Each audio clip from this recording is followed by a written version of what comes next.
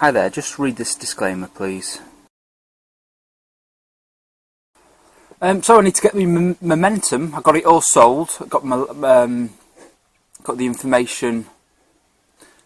So as you can see, I got the information yesterday, and I've put it all in here. So overall, it was 19.47% down. So I've put that in here as well. My little monitor of the performance of Momentum. So I can see here that actually versus City of London, it was a bit better.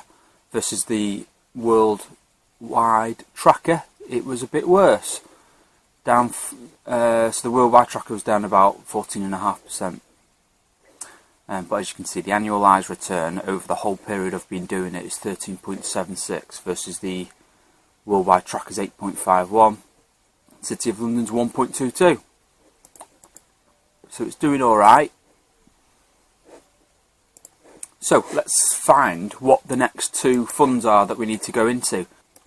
I had a nice useful comment, well, a month ago actually, I haven't mentioned it till now, saying that actually on the TrustNet's website there is actually a custom tab. So this is, I didn't think that this website would be useful, because all I was on was a default view here, fund overview, and there was no 6-month period to help me find what the best performer was. But actually there's a My Custom tab, which you can click on customize columns here, and you can select all the columns you want. So I've added 3-month and 6-month. There's other things there you can add as well. So actually you can get the whole list without having to go through sector by sector. And as you can see, I've sorted it by 6-month there.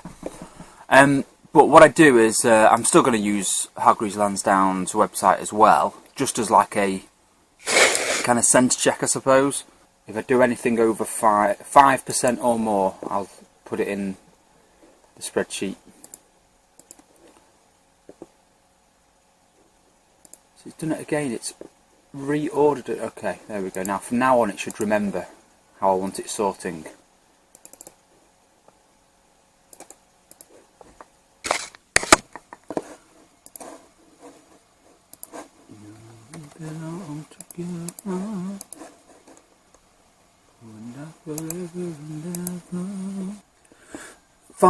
Fun, till your daddy took your T-bird away. Voice of an angel.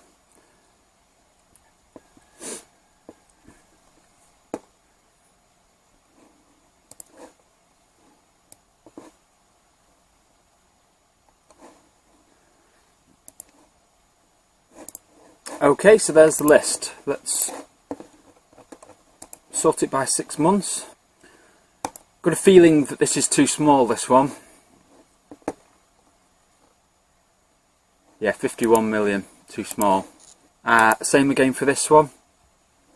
Yeah, because like I always have a little look, maybe a week or 2 weeks before, and I'm familiar with a couple of these. And I'm pretty sure this one's too small. Yeah, 59 million. Okay, so that one's big enough. This is an absolutely appalling performer though, look at that. Until recent times, it's a mega negative hedge fundy kind of thing, which I'd never dream of going into if it wasn't for Momentum sending me here. Look at that.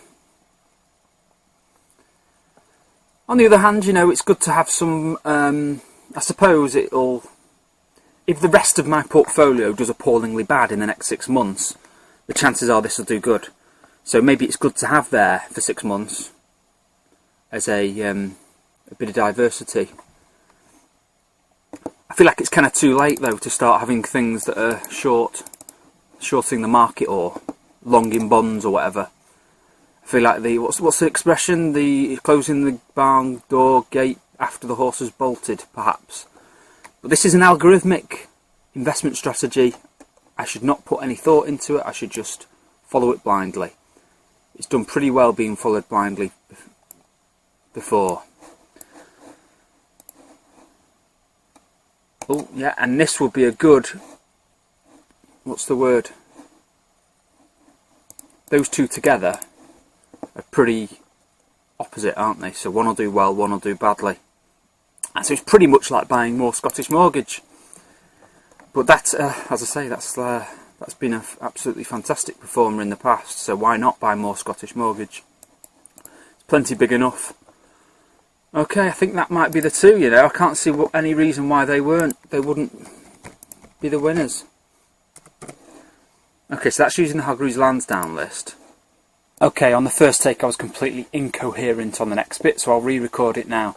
So basically that's the first one that I'm actually going to buy, and then there's these four that are higher. So the reason for not having those four, let's go through them one by one. So that one is too small, the top performer, too small, 22.47 million. Aviva Asian Property, I couldn't find this on either Hargreaves Lansdowne or iWeb, so it's kind of excluded because of that. It's big enough. Also, this scares me when I see things like this. It makes me wonder if maybe it's just a mistake on the like the data that's going into this graphing tool. I don't know. But anyway, I couldn't find it on either of my platforms either, so that's why that one's excluded. But again, same story with this one. Couldn't find it. Oh, well, that as well. It's tiny. But I also couldn't find it. I don't know why I even looked for it, considering how small it is. And then Matthews China, I think that's too small. Yeah, marginally, just too small. So it looks like those two are the two that I need to go into. Now, so let's check, hopefully. Okay, so I'm pretty sure O'Day Swan isn't going to be in iWeb, because it wasn't even on TrustNet. So, I'm hoping that Baillie Gifford is on iWeb, because I've got half of my Momentum's in my iWeb ISA, the other half's in Hargreaves Lansdowne. Because for some reason, one of them always ends up being something I can't buy in iWeb. And it's happened again this time, because that won't be available. Let's just check though. Alright, let's just try Odey. Odey Continental. Yeah, they're the only things that... Yeah, so it's happened again this time. It's only available in Hargreaves Lansdowne. So, but hopefully this one is available. Oh, it's come up in the list already. Long-term global, yeah, it kind of... I wish they'd word it the same way, so they've shortened it to long-term there. 666.5 is the current price, 666.5. Not a very scientific way of checking I found the right one, but it looks pretty obvious that it is the same one, doesn't it? It's got the same price, the name is very similar. It's B, accumulation units. Alright, so that's that. I'll go off now and do the buys. Okay, so a couple of days later, the O'Day Swan one took until right now, a couple of days later, 4:30 in the afternoon, to actually occur. And so there we go, they're bought. And there's all the details. As you can see, I bought most of the O'Day Swan in the LISA, but then the remainder of it I had to buy in the Hargreaves Lansdowne, just normal fund and share account. In a few days' time I'll be able to contribute my second lot into the Lifetime ISA as well, so I'll probably sell the biotechnology and put that into the LISA, I would imagine, which is up here. That's also in Hargreaves Lansdowne, just to get as much in there as possible. And then I'll reach a certain level of like the amount of money in the LISA. I'll reach a certain level at some point where it becomes more economical to not hold open-ended funds, you know, with a 0.45% charge in Hargreaves Lansdowne. But I haven't hit that level yet. Probably this time next year. Well, this time next year plus a few days, I'll probably hit that level, and I'll change what I have in that account. So yeah, right. So just okay. There's the Baillie Gifford contract note. All the information there. Not sure if it's even worth showing, but you can pause it. There's the Lifetime ISA's O'Day Swan contract note. Pause it there if you need to, and the remainder that went into the Hargreaves Lansdowne fund and share account. I don't know why the settlement date's in like 10 days time or whatever. Anyway, there we go. We'll see how that goes. It gives me a little bit of, I don't know, I feel quite good about the fact that I feel like they'll do the opposite to each other. I think one will do well and the other will do badly.